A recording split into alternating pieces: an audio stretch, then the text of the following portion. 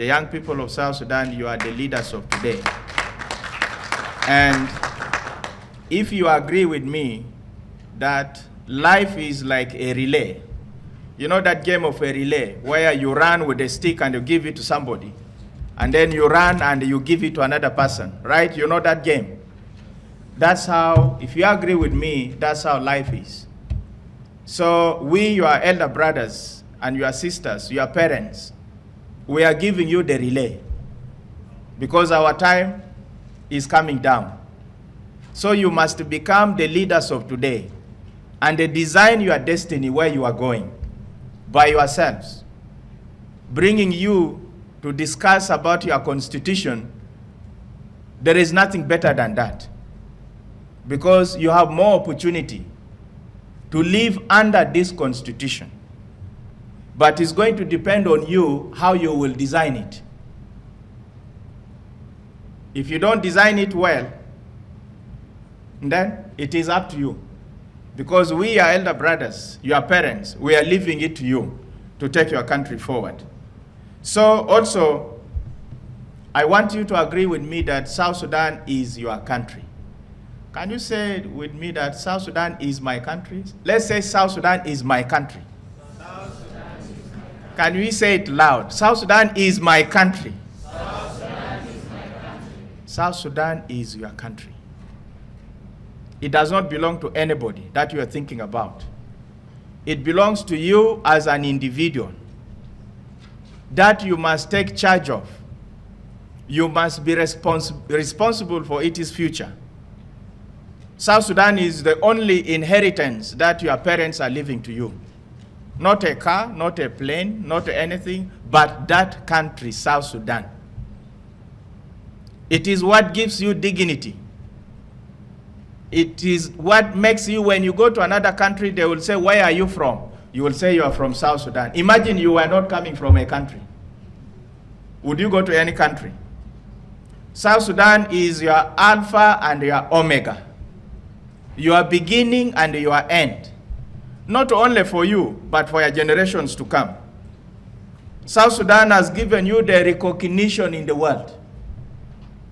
So you must do everything for South Sudan, because it is everything that you have, nothing else you have.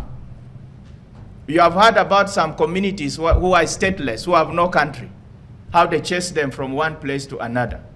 Another thing you must understand today, that you can lose it. You can lose your country. People have lost their countries. But as young people of South Sudan, you must work hard not to lose your country. Because there are many people who would love to take that beautiful country because of all the good things South Sudan has, which some countries do not have. Believe today that South Sudan is your country as individual. If it is your country, do everything to protect it. Do everything to speak good about it. Do everything that promotes its name. All of us here, we come from a home.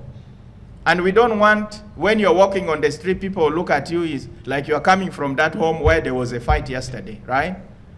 Dad and mom fought yesterday. Jaranat Baruf Kulu. That house, always, people are fighting there. We must portray the good name of our country by you young people on social media, drafting the laws. You must take responsibility. As a youth, you are the leader of today. You must take responsibility and do the right thing. We know that the young people, you represent the future. As we are talking about our constitution, you have much more longer stake in this constitution to ensure that the constitution brings on board issues of justice, issues of human rights for you and for your children and generations to come. You must make sure that your constitution leaves nobody behind, because anybody who is left behind will make problem for you tomorrow. Every walks of life, those in the cattle camps, those who are neglected, those in the IDP camps, must have their voices heard. Because if they are not part of the constitution, then in future, they will not be part of the implementation of the constitution.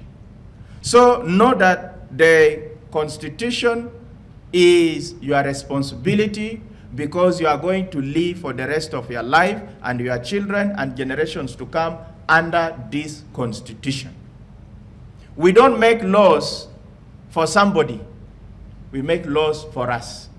When you are drafting, when the drafting will be happening, don't think you are doing it for Nasdale. You are doing it for other people. Know that you are doing it for your children. You are doing it for your community. Also, I believe that the young people of South Sudan, you are agents of change.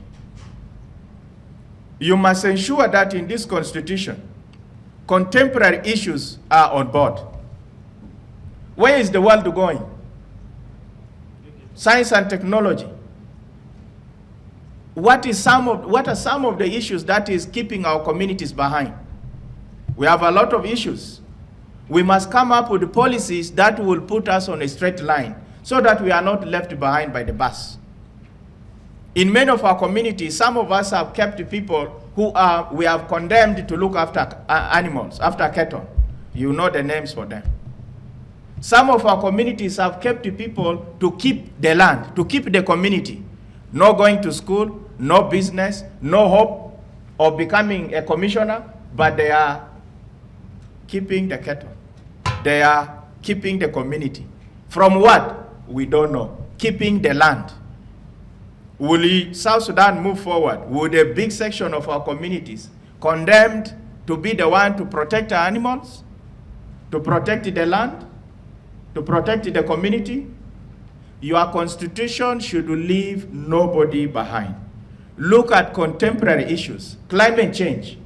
What is the problem with that? And how do you want it to be reflected in your Constitution?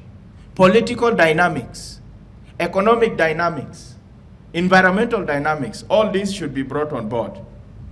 Also, because, as I said, this Constitution belongs to you, you need to mobilize public to accept it. Mobilize donors, mobilize government, everybody, that you need Constitution now. You need support for the Constitution. The support we are using is from the United Nations. But it is not enough. There is a lot of work that's supposed to be done. It is your work. Instead of writing other things, if you here becomes like Jesus today and the 12 disciples, and the campaign for support for constitution making process, something will happen. Do it because South Sudan belongs to you. Also, ensure that the Constitution should be, we as South Sudanese must be accountable to the Constitution, and the Constitution should be accountable to us. Make it a straightforward, double-edged sword. That if I make a mistake, the Constitution should hit my head. The Constitution should stand there and protect South Sudan to move forward. Let us leave nobody behind. I cannot emphasize this enough.